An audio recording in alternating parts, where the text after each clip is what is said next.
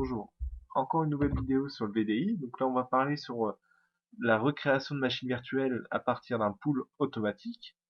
Donc là, j'ai repris mon image de base Windows 7 et on va faire une mise à jour. Donc, ça peut être très bien. Là, je vais faire une mise à jour. Je vais installer un nouveau logiciel et on va la déployer sur des machines virtuelles existantes dans mon pool automatique. Donc là, je l'ai rallumé. Donc vu qu'elle a été prépée, j'ai dû renseigner son nom, etc. Donc voilà, là j'installe Firefox, donc, un nouveau programme qui a été demandé par les utilisateurs. Et j'en profite aussi pour faire une petite mise à jour de la machine virtuelle, parce que ça fait un petit moment et que mes disques différentiels s'accumulaient. Donc cette image de base, elle est verrouillée en fait par le pool automatique et elle est copiée, dupliquée dans l'emplacement qu'on aura spécifié. Donc ça ne pose aucun problème de la rallumer, même si elle est, comment dire, si elle est réservée par ce pool-là.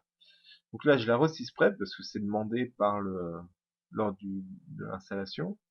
Et là, je me reconnecte sur le broker, donc mon pool automatique. Hop, là, on peut le voir. Et je mets recréer mes machines virtuelles. À partir de là, il va me demander quelle machine je dois sélectionner pour refaire mon pool. Donc on peut indiquer celle du départ de la création ou une nouvelle. Donc moi, je indique celle que je viens juste de mettre au départ. Et là, on a une option intéressante, c'est le savoir comment on va déployer une nouvelle machine virtuelle. Si on veut de telle date à telle date, ou forcer la déconnexion des utilisateurs, ou le faire entre tel jour et tel jour, et lorsqu'un utilisateur n'est pas connecté dessus. Bref, vous avez énormément de possibilités. Là, bon, bah, j'ai fait un peu le bourrin en disant que tu déconnectes tous les utilisateurs et tu mets les machines virtuelles à jour. Et là, ce qui est intéressant, c'est que, imaginons que vous avez 10 machines virtuelles en pool automatique. Ça ne fait pas d'interruption de service pour les utilisateurs. Ça veut dire qu'il y en aura toujours une d'indisponible, donc la première, et les 9 autres pourront toujours être utilisés par les utilisateurs qui veulent se connecter dessus. Bien sûr, au bout d'un moment, bah, il sera un peu hétérogène parce que vous aurez peut-être un 50-50, 50% de nouvelles machines et 50% avec l'ancienne version. Mais bon, ça permet quand même de garantir une continuité de service qui n'est pas inintéressante. Donc là, j'ai lancé le déploiement, donc la mise à jour. Donc, il va copier dans le répertoire IMG la nouvelle image qui va être déployée sous un nom. Ben, imaginons si c'est la deuxième, il va déployer ça sous le nom 2. Là, en l'occurrence, non, c'est la 3. Parce que bon, c'est mon troisième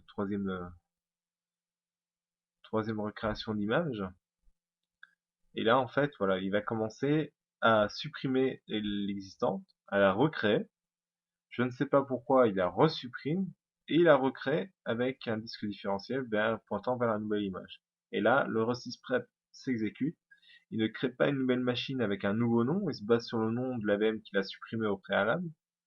Il va l'intégrer dans le domaine et ni vu ni connu pour les utilisateurs, la machine virtuelle est à jour avec le logiciel qui va bien et les mises à jour qui vont bien. Donc on va faire un test, voir si Firefox. Donc là, j'ai un peu écourté la vidéo pour vous passer les créations des deux machines virtuelles. Donc là, on va voir si Firefox est correctement installé. Bon, ce n'est pas un vrai suspense parce que je sais que ça a marché. Donc voilà, on peut retrouver Firefox et avec nos petits documents qui ont été réimportés via les profils user. Donc là, on s'est dit, bon, on va faire une mise à jour de Windows 7 à Windows 7. Là, on va faire une mise à jour de Windows 7 à Windows 8. C'est quand même très intéressant de passer d'un pool, d'un parc informatique. On connaît toujours la problématique des PC physiques. Voilà, bon, peut-être trop vieillissant pour acquérir une nouvelle version du système d'exploitation Microsoft. Là, vu que c'est du virtuel, il suffit juste à la rigueur d'upgrader le serveur et là, vous avez juste à créer une image de base Windows 8 comme je viens de faire et les recréer sur votre pool avec les logiciels qu'il y avait au préalable sous Windows 7. Et les utilisateurs, quand ils se reconnecteront le lundi, ils n'auront plus Windows 7 mais Windows 8 avec les logiciels qu'ils connaissaient avant. Donc là, c'est toujours mon Windows 7 qui va être fermé brutalement car je n'ai pas dit de tranche horaire. qui pourrait s'en occuper. Donc là, en fait, voilà, je vais recréer. Là, on n'en pas l'image standard, mais l'image Windows 8 que je viens de faire. Et elles vont se déployer sur les deux machines virtuelles que j'ai dans mon pool automatique. Cette option ne s'affiche uniquement pour les pools automatiques. Vous l'avez vu, le pool manuel ne propose pas cette option-là. Et encore moins tout ce qui est bureau personnel virtuel. Enfin, si, mais on le verra plus tard. Donc là, il va commencer par la machine virtuelle qui n'est pas utilisée. Et ensuite, s'il n'a pas le choix, il déconnectera l'utilisateur et puis il recréera les machines avec Windows 8.